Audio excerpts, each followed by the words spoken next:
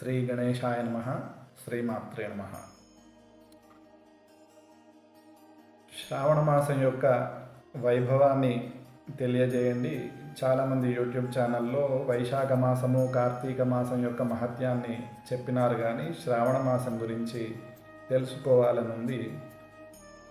భూమి మీద ఉన్నటువంటి ప్రతి హిందువు శ్రావణ మాసంలో ఖచ్చితంగా నెల రోజులు లేదా కనీసం 15 రోజులైనా ఈ శ్రావణ మాస నియమాలను ఆచరిస్తూ మద్య మాంసాలు ముట్టకుండా భగవంతునికి అర్పితమై ఉంటారు కనుక ఈ శ్రావణ మాసం గురించి తెలుసుకోవాలని ఉంది. చెప్పండి స్వామి అని అడగడం జరిగింది. అందుకు గాను ఈ శ్రావణ మాస వైభవాన్ని నేటి నుండి తెలుసుకునే ప్రయత్నం చేద్దాం. ఇక శౌనకాది మహామునులు కొంతమంది ఒక సమూహంలాగా ఏర్పడి నైమిషారణ్యం అనేటువంటి ఒక భయంకరమైనటువంటి అరణ్యంలో సత్రయాగం చేయడానికి సంకల్పించుకొని ఉన్నారు. ఆ సందర్భంలో సూత భగవానుడు అక్కడికి వచ్చి స్కాంద పురాణం అనేటువంటి పురాణాన్ని ఆ ఋషులందరికీ తెలియజేస్తూ ఆ స్కాంద పురాణంలోనే సమస్త వ్రతాల నియమాలు, పూజా విధానాలు ఉండడం జరిగింది.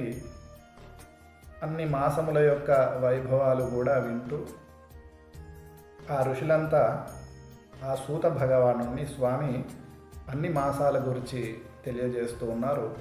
శ్రావణ మాసం గురించి తెలుసుకోవాలనుంది. మా యొక్క కోరిక మేరకు శ్రావణ మాసం యొక్క వైభవాన్ని మాకు అనుగ్రహించండి అని చెప్పి ఆ శౌనకాది ఋషులంతా సూతుల వారిని ప్రార్థించినారు. అప్పుడు శిష్యుల మీద ఉన్నటువంటి వాత్సల్యంతో సూతుల వారు ఈ శ్రావణ మాసం యొక్క నియమాన్ని, ఈ శ్రావణ మాసం యొక్క వైభవాన్ని తెలియజేస్తూ ఉన్నారు. ఈ యొక్క మానవ జన్మ ఎత్తినటువంటి వారు హిందూ సాంప్రదాయాన్ని పాటించేటువంటి వారు ఈ శ్రావణ మాసం యొక్క వైభవాన్ని వింటే, ఈ శ్రావణ మాసం యొక్క నియమాలను తెలుసుకొని ఈ శ్రావణ మాసంలో భగవద్ ఆరాధన చేస్తే, శ్రావణ మాసం గురించి తెలుసుకుంటే సమస్తమైనటువంటి ఉపనిషత్తుల సారము, వేదముల యొక్క సారము, ధర్మముల యొక్క సారం అంతా తెలుసుకున్నట్టే అని ఆ సూట్ల వారు ఆ శౌనకాది ఋషులందరికీ చెప్పినారు. ఈ శ్రావణ మాసంలో ప్రతిరోజు ఒక పర్వదినమే. ఇటు చుక్కాల అమావాస్య తెల్లారి నుండి ఇటు పొలాల అమావాస్య వరకు ఉండే నెల రోజులు ఏదైతే ఉందో అందులో ప్రతిరోజు ఒక పర్వదినంగానే చెప్పబడింది. ఈ శ్రావణ మాసంలో విష్ణువును ఆరాధించేవారు విష్ణువుకు, శివుణ్ణి ఆరాధించేవారు శివునికి, జగదంబను ఆరాధించేవారు అమ్మవారికి, గణపతిని పూజించేవారు గణపతిని పూజించడం వలన ఈ నెల రోజులు పూజిస్తే సంవత్సరం అంతా కూడా భగవంతుని యొక్క అనుగ్రహాన్ని పొందవచ్చు.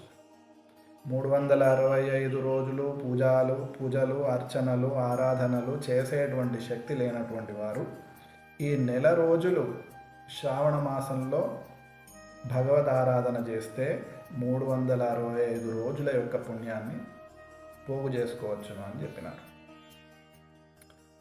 గతంలో సనత్ కుమారుడు అనేటువంటి ఒక మహర్షి ఈశ్వరుని గురించి తపస్సును ఆచరించి ఈశ్వరుణ్ణి ప్రసన్నం చేసుకున్న తర్వాత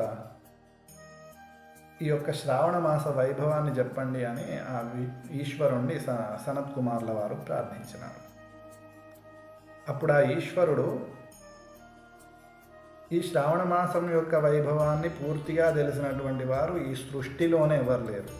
నాకు తెలిసింది కేవలం ఒక 70% మాత్రమే. ఈ యొక్క శ్రావణ మాసం గురించి తెలుసుకోవడానికి బ్రహ్మదేవుడు అంతటి వాడు 4 తలలతో ఆలోచిస్తూ ఉన్నాడు. సర్వతో యత్ఫలం ద్రష్టుం చతురాస్యో భవద్విధి. ఆ బ్రహ్మదేవుడంతటి వాడు 4 తలలతో ఆలోచించిన ఈ శ్రావణ మాసం యొక్క వైభవం తెలియడం లేదు. ఇంద్రుడు అట్లాంటి వాడికి 1000 కన్నులతో వెతికి చూసినా కూడా శ్రావణ మాసం యొక్క సమానమైనటువంటి సాటైనటువంటి మాసం మరొకటి కనిపించట్లేదు. ఈ శ్రావణ మాసాన్ని గురించి చెప్పడాని కోసమని ఆదిశేషుడు 2000 నాలుకలతో ఎదురు చూస్తూ ఉన్నాడు. అంత గొప్పనైనటువంటి వారికి కూడా సాధ్యం కాంది. నేను చెప్పడానికి కేవలం ఒక 70% మాత్రమే తెలుసు నాకు ఈ యొక్క శ్రావణ మాసం గురించి అని ఆ సనత్ కుమార్ల వారికి ఆ ఈశ్వరుడు చెప్పినట్లుగా ఈ స్కాంద పురాణంలో ఉన్నది.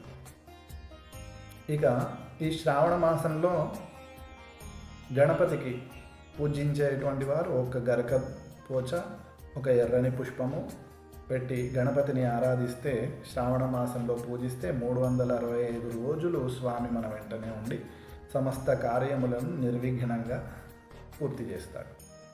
శ్రీమన్నారాయణునికి ఒక్క తులసీ దళము, చందనము, అక్షతలు ఉంచి శ్రావణ మాసంలో పురుష సూక్త విధానంతో లేదా అష్టాక్షరీ మంత్రంతో, ద్వాదశాక్షరీ మంత్రంతో సేవిస్తే ఆ శ్రీమన్నారాయణ మూర్తి సంవత్సరం పొడవునా అనుగ్రహిస్తారు. ఇక ఈశ్వరుణ్ణి ఆరాధించేవారు ఈ శ్రావణ మాసంలో ఒక మారేడు దళము, చిటికెడు విభూతి, ఒక చుక్క నీళ్లు ఈశ్వరుని మీద పోసి రుద్రము, మహాన్యాసము లేదా కేవలం పంచాక్షరి మంత్రంతోనో ఈశ్వర ఆరాధన చేస్తే 365 రోజులు ఆ ఈశ్వరుని యొక్క ప్రసన్నత్వం అనేటువంటిది కలుగుతుంది. ఇక జగదంబను ఆరాధించేవారు ఒక చిటికెడు పసుపు, చిటికెడు కుంకుమ, ఒక పుష్పము ఆ అమ్మవారికి ఉంచితే 365 రోజులు సకల సౌభాగ్య ఆయురారోగ్యాలను ప్రసాదిస్తుంది ఆ జగదంబ. కనుక శ్రావణ మాసం అనేటువంటిది సమస్త దేవతలను ప్రసన్నం చేసుకోవడానికి దొరికినటువంటి ఒక గొప్పనైనటువంటి పర్వదినాల పుణ్యకాలం. కనుక ఈ శ్రావణ మాసంలో భగవద్ ఆరాధన, ధ్యానము, జపము, దేవాలయ దర్శనము, మంచి పురాణ వేద ఉపనిషత్తుల యొక్క సారాన్ని తెలుసుకునేటువంటి మనస్తత్వము కలిగి ఈ భగవద్ ఆరాధన చేయాలి. విశేషమైనటువంటి దాన ధర్మాలు లేదా అన్నదానము ఇట్లాంటివి చేయడం వలన భగవత్ అనుగ్రహాన్ని పొందవచ్చు. ఇక ఈ శ్రావణ మాస వైభవాన్ని తెలియపరుస్తూ ఆ శౌనకాది మహామునులందరికీ సూతుల వారు ఒక 12 నియమాలు చెప్పినారు. ఖచ్చితంగా ఈ నియమాలను పాటిస్తూనే శ్రావణ మాసాన్ని మనము వ్రతాన్ని, దీక్షను ఈ నెల రోజుల పాటు ఆచరించాలి. ఈ నియమాలు పాటించకుండా ఎంత ఉపవాసాలున్నా, ఎంత మద్యమాంసాలకు దూరం ఉన్నా, ఎంత జపతపాదులు, స్తోత్ర పారాయణాలు, వేదశాస్త్రాల పఠనాలు చేసినా ఈ నియమాలు పాటించకుండా ఆచరిస్తే అన్ని వ్యర్థం. అవేం నియమాలు అనేటువంటి ఒకసారి చూద్దాం. అదాంభిత్వం, తథాస్తిక్యం, అషఠత్వం, సుభక్తత. ఒక పూజ చేసినప్పుడు దాంభికం అనేటువంటిది ఉండవద్దు. అంటే ఆడంబరం, అంటే నేను ఇంత గొప్పగా చేశాను, నేను చేసేది 10 మందికి కనిపించాలి, లేదా ఈ కాలంలో ఫోటోలు తీసుకొని స్టేటస్లు పెట్టుకొని ఇట్లా 10 మందికి కనిపించేటువంటి దాంభికం అనేటువంటిది పూజలలో ఉండకూడదు. మొదటి నియమం. అదాంభిత్వం, తథాస్తిక్యం. భగవంతుని యందు పరిపూర్ణమైనటువంటి నమ్మకము, విశ్వాసము అనేటువంటిది ఉండాలి. అషఠత్వం, సుభక్తత, మంచి భక్తి. అదేవిధంగా షఠత్వం అంటే ఈర్ష్యా ద్వేషాలు లేకపోవుట. ప్రతి జీవి యందు, ప్రతి మనిషి యందు భగవంతుణ్ణి చూడాలి. శుశ్రూషత్వం, మంచి విషయాలు తెలుసుకునేటువంటి శుశ్రూతత్వం అనేటువంటిది కలిగి ఉండాలి. ఇక పండితులను, అదేవిధంగా పెద్దలను, మంచి ధార్మిక బుద్ధి కలిగినటువంటి వారిని సేవించడం. వినీతత్వం, మంచి మెత్తని మనస్తత్వం కలిగి ఉండి జీవహింస చేయకుండా ఈ నెల రోజులు ప్రతి జీవి యందు భగవంతుణ్ణి దర్శించాలనేటువంటిది మొదటిది. బ్రహ్మణ్యత్వం అంటే బ్రహ్మజ్ఞానముల యందు, వేదశాస్త్రముల యందు, పురాణముల యందు తెలుసుకోవాలనేటువంటి ఆలోచన కలిగి ఉండడము బ్రహ్మణ్యత్వం. మంచి శీలత్వము అంటే చేసేటువంటి ప్రతి పనిని భగవంతుడు గమనిస్తున్నాడు, నన్ను ఎవరో చూస్తున్నారు, నన్ను ఎవరో అబ్జర్వ్ చేస్తున్నారు అనేటువంటి సిగ్గు అనేటువంటిది ఉన్నటువంటి వారై మంచి కార్యాలను చేయాలి. ధ్రువత్వంచ, చేసే ప్రతి పని మీద పట్టుదల కలిగి ఉండాలి. శుచి శుభ్రత పాటించాలి. ఇంకా అంటు ముట్టు అనేటువంటివి ఈ నెల రోజులు ఖచ్చితంగా పాటించాలి. ఇక ఎన్ని పాటించినా భగవంతుణ్ణి దేవాలయానికి వెళ్ళే శక్తి ఉన్నప్పుడు దేవాలయానికి వెళ్ళడం మంచిది.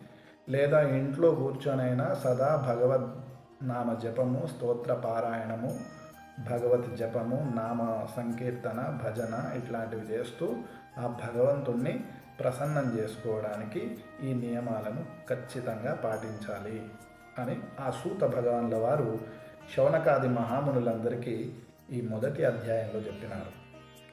అనన్యాః చింతయంతో మాం ఏ జనాః పర్యుపాసతే తేషాం నిత్యాభియుక్తానాం యోగక్షేమం వహామ్యహం అని గీతలో శ్రీకృష్ణ పరమాత్ముడు చెప్పినారు. కోరికతో అనన్యమైనటువంటి భక్తితో నన్ను సేవిస్తారో వారి యొక్క యోగక్షేమాలన్నీ నేనే చూసుకుంటాను అని చెప్పినారు. కనుక భగవద్ ఆరాధనలో భగవంతునికి మనల్ని మనం అర్పించుకొని పూజిస్తే ఆ స్వామి తప్పకుండా ప్రసన్నుడవుతాడని ఈ శ్రావణ మాస మహత్యం లోపల మొదటి అధ్యాయంలో చెప్పినారు.